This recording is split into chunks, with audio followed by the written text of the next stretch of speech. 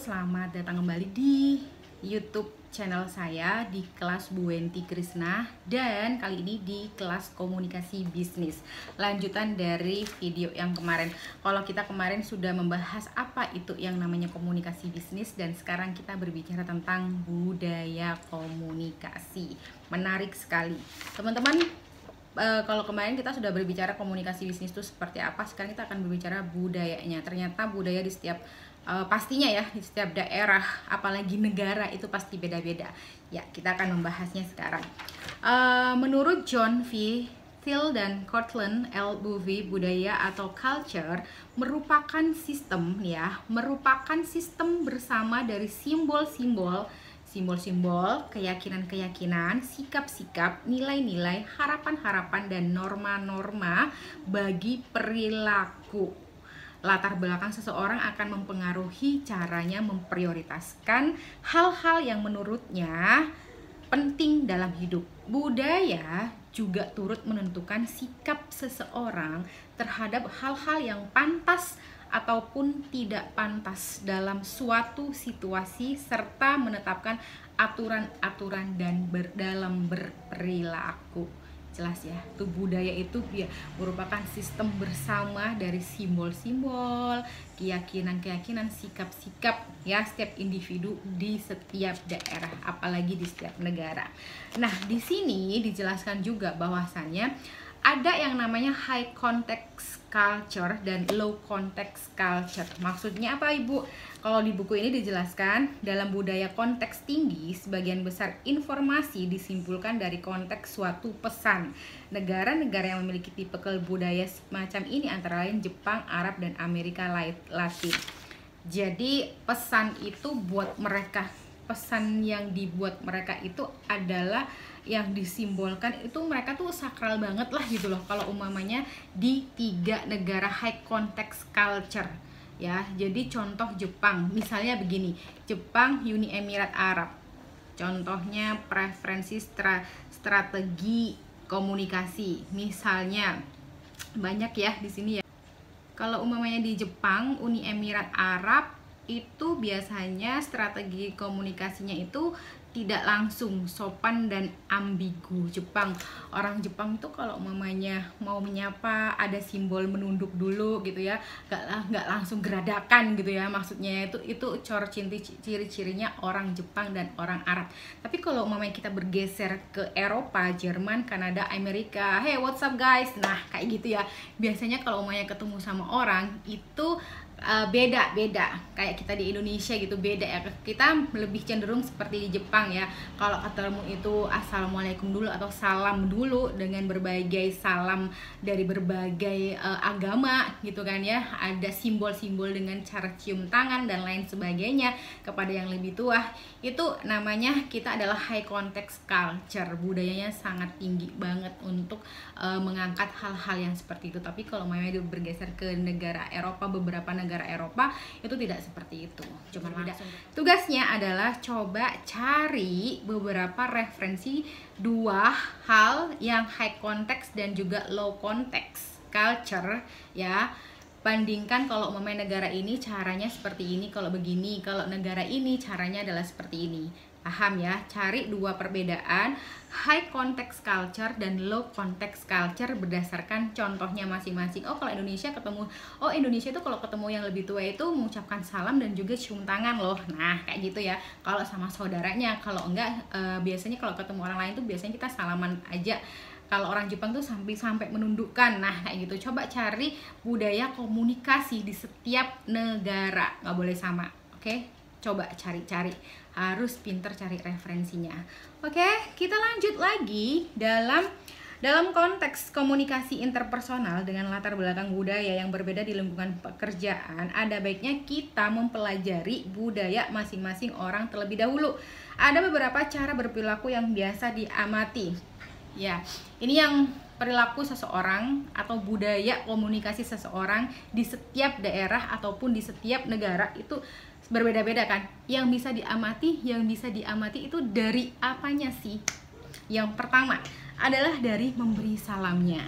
Apakah orang tersebut berjabat tangan, membungkuk atau mencium ringan di satu sisi wajah, cipika-cipiki gitu ya?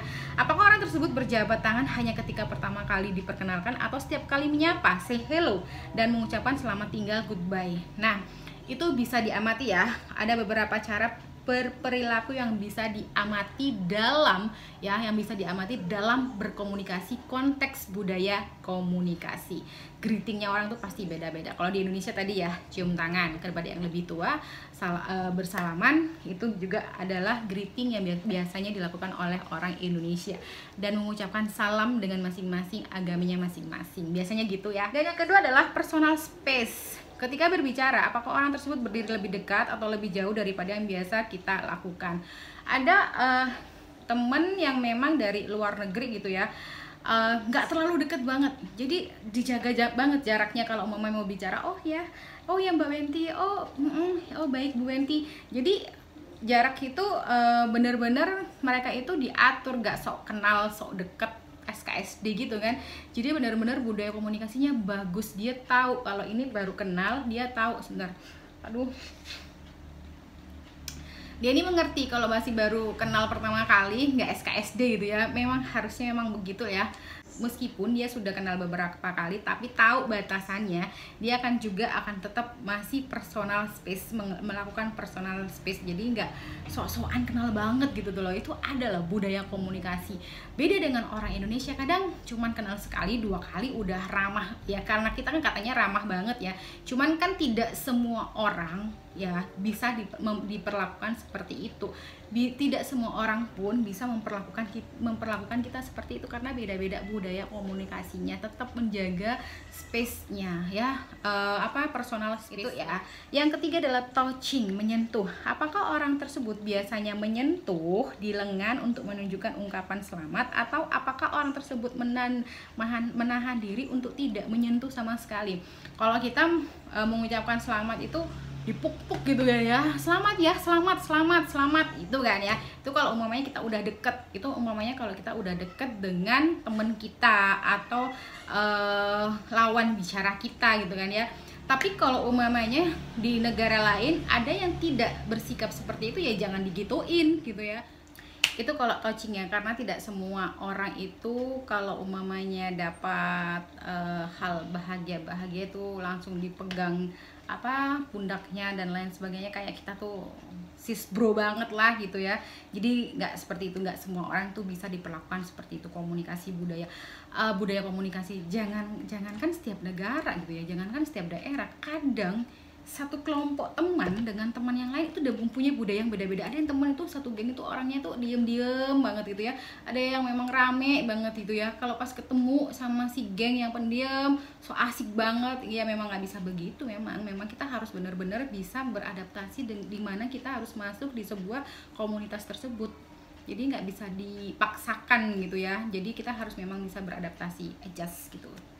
Nah, yang selanjutnya adalah facial expression, ekspresi wajah. Apakah orang tersebut biasanya menggelengkan kepala untuk menunjukkan kata tidak dan mengangguk untuk menunjukkan kata iya? Apakah ada kebiasaan lain dalam budaya yang berbeda? Nah, ekspresi wajah kalau Indonesia itu oke gitu ya. Gitu ekspresi wajah oke.